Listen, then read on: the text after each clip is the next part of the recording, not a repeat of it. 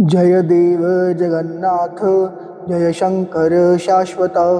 जय सर्वसुराध्यक्ष, जय सर्वसुरार्चित, जय सर्वगुणातीत, जय सर्ववरप्रद, जय नित्य निराधार, जय विश्वंभराव्यय, जय विश्वेकवन्द्येश, जय नागेन्द्रभूषण, जय गौरीपते शंभो, जय चंद्रार्धशेखर, जय कोट्यर्कशंकाश,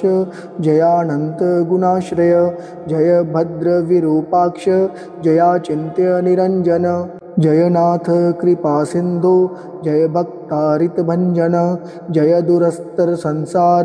सागरोत्तारण प्रभो, प्रसीद मे महादेव, संसारार्तस्य खिदत् सर्वपापक्षयं कृत्वा रक्ष मां परमेश्वर, महादारिद्र्यमग्नस्य महापापहतस्य च महाशोकनिविष्टस्य महारोगातुरस्य च ऋणभारप्रतिस्य दयमानस्य कर्मभिः ग्रहे प्रपीडयाम्नास्य प्रसीद मम शङ्कर, दरिद्रप्रार्थये देवं परदोषे गिरिजापतिम् अर्थाढ्यो वाहत्राजा वा प्रार्थयेद्यमीश्वरं, दीर्घमायु सदारोग्यं कोशवृद्धिर्बलोन्नति ममास्तु नित्यमानन्द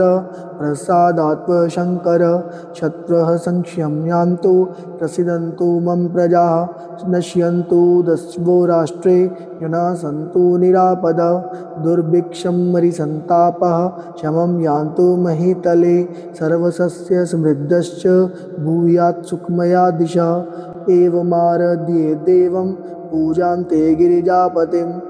ब्राह्मणां भोजयेत् पश्चात् दक्षिणाभिश्च पूजयेत्, सर्वपापक्षयकरी सर्वरोगनिवारिणी, शिवपूजा मया ख्याता सर्वाभीष्टफलप्रदा।